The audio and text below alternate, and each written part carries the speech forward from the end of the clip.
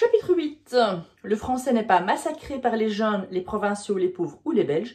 Ici, on travaille sur l'idée reçue qu'on pourrait abîmer une langue en l'utilisant. Point de vue partagé par les puristes et les linguistes, eux, ils disent que nenni. Voyons ça de plus près. Eh bien, en fait, cette idée que l'on peut abîmer la langue, que la langue est en train de se détériorer ou même de mourir parce qu'on l'utilise mal, c'est une idée qui existe depuis très longtemps. Ça fait des siècles qu'il y a cette idée. Mais quand on regarde d'un point de vue linguiste, en fait, ça n'a tout à fait aucun fondement. Ce qui se passe effectivement, c'est que chaque génération de personnes va commencer à utiliser des mots, et surtout c'est les jeunes. Les jeunes, ils ont leur propre langage, et en fait, ça s'appelle, en général, vous avez des cultures, et puis ce qui s'appelle les sous-cultures, donc les grands groupes larges, et puis de groupes de plus en plus petits. Ça ne veut pas nécessairement dire que c'est une sous-culture, qu'elle est inférieure, mais que c'est parler pour partager moins de personnes, même si cette idée de sous-culture, il y a quand même aussi une certaine notion de hiérarchie qui est en train d'être mise à mal par ailleurs. Et donc, par exemple, les jeunes, eh bien, à un moment donné, nous, je me rappelle que quand j'étais jeune, on parlait de bécane, où on avait notre boxon. Et donc, c'était un vélo, que maintenant, plus personne n'utilise. Et donc, ce qu'il raconte, c'est qu'en fait, quand les jeunes, ils disent au départ, dans les années 50, on disait « Oh, c'est vachement BAT », B-A-T-H. Après, les adultes ont commencé à utiliser l'expression, mais elle est partie en obsolescence, donc elle n'a plus été utilisée. Puis on a parlé, c'est trop style, c'est trop stylé, c'est trop cool. Et en fait, en fonction des moments, on utilise du vocabulaire dans le groupe des jeunes. Et puis soit ça passe, c'est réapproprié par les adultes et ça devient dans le langage de tous les jours. Ou alors, ça disparaît tout simplement. Ce que l'on remarque, c'est que dès qu'un mot jeune passe dans le vocabulaire commun, il va être remplacé par un autre, d'office. Donc par exemple, quand on parle par exemple de potes, les jeunes parlaient de potes, et puis ensuite maintenant les adultes disent qu'ils vont voir leurs potes, eh bien forcément, il y a d'autres mots qui arrivent.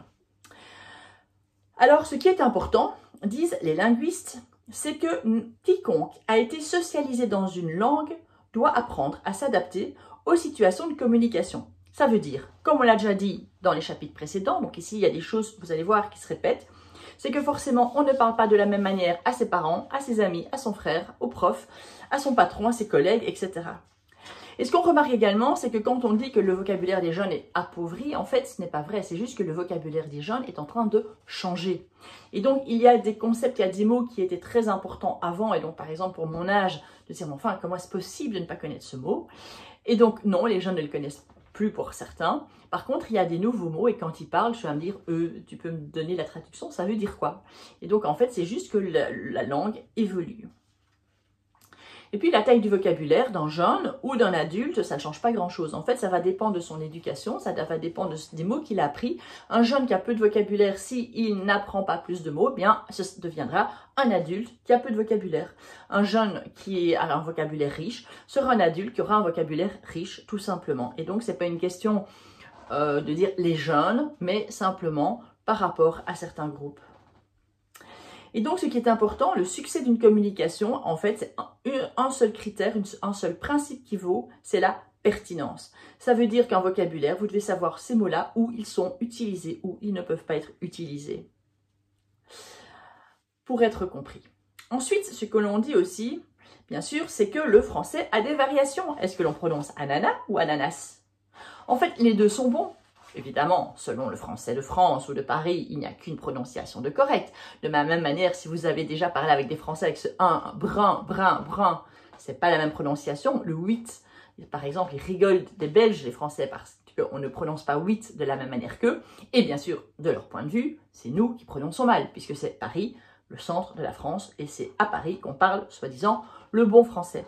Alors qu'en fait, selon les linguistes, en fait, les prononciations différentes sont fonction des endroits dans lesquels on les prononce. Et donc, si vous prononcez un mot à un endroit, il sera vu comme correct. Et dans un autre endroit, il va paraître bizarre. Tout simplement, il faut s'adapter à l'endroit. Par exemple, entre le 70 ou le 70, ou bien le 80 ou le 80 que l'on pourrait avoir également en français à d'autres endroits.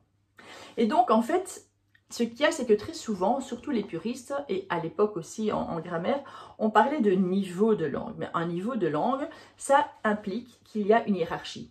Or, les linguistes répètent bien, il n'y a pas de hiérarchie. Donc en fait, on préfère parler de registre de langage et de registre de langue du familier, formel, administratif, empathique, etc. pour dire qu'en fait, c'est de nouveau en fonction de l'environnement dans lequel on se trouve, en fonction des personnes à qui on s'adresse, en fonction de l'endroit où on va plutôt parler d'une certaine manière ou d'une autre. Il n'y a aucune raison de mettre une hiérarchie. Et le souci, évidemment, c'est que comme il y a certains registres de langage qui sont plus valorisés que d'autres, donc par exemple, c'était la langue de la cour avant la Révolution, le français de Paris par la suite, eh bien, ça va donner des distinctions sociales qui sont très fortes en français.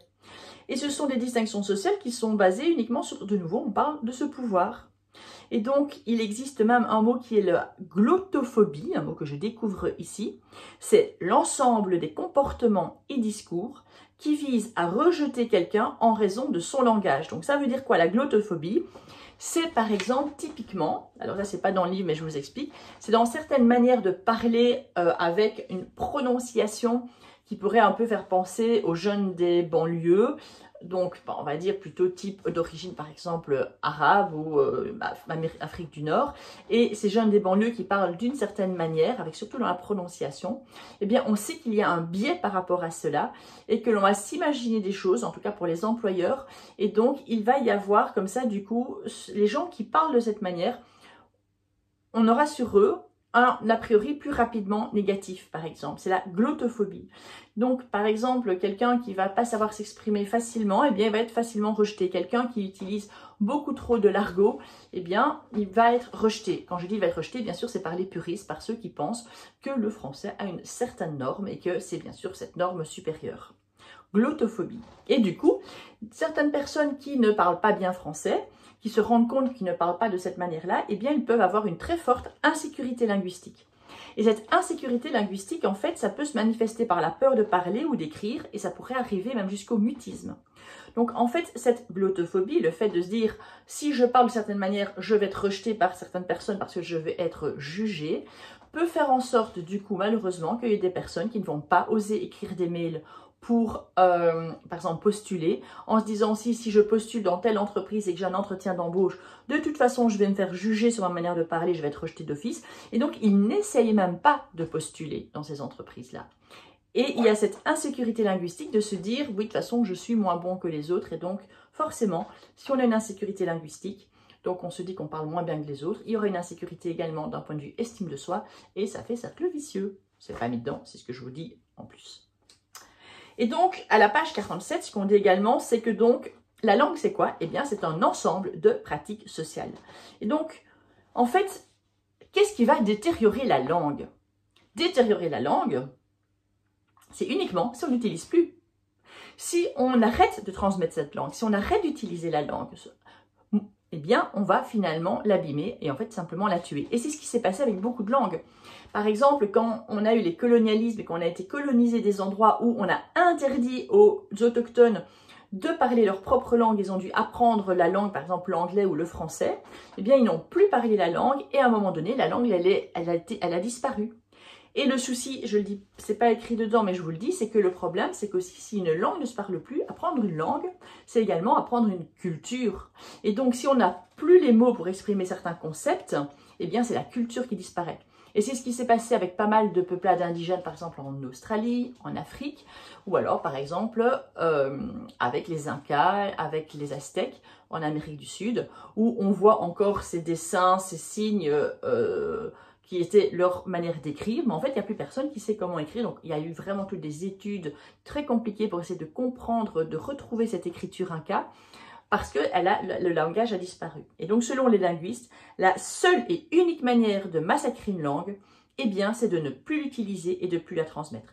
Et là, moi, je parle dans le passé, mais aussi maintenant, par exemple, les langues régionales, comme le picard, par exemple en Picardie, dans le nord de la France, eh bien, si on ne le parle plus, s'il y a trop peu de gens qui parlent encore ce dialecte ou cette langue, eh bien, elle va disparaître. Et selon eux, c'est vraiment la seule manière de massacrer une langue. Tant qu'on introduit des nouveaux mots, tant qu'on crée des nouveaux mots, la langue, elle est très vivante. Et en fait, elle se porte bien. Voilà. Et donc, ici, à la fin, eh bien, et si on valorisait la créativité langagière, donc inventer des nouveaux mots, c'est très bien. Étudier à l'école les différents styles utilisés en fonction des situations, ça, c'est vraiment important. Et ne pas dire, ouais, ça c'est le langage des jeunes ou c'est le langage des banlieues, parce que ça stigmatise très fort, ça donne une image négative et les personnes qui parlent comme ça, eh bien, vont se sentir, bien sûr, rejetées et jugées. Voilà.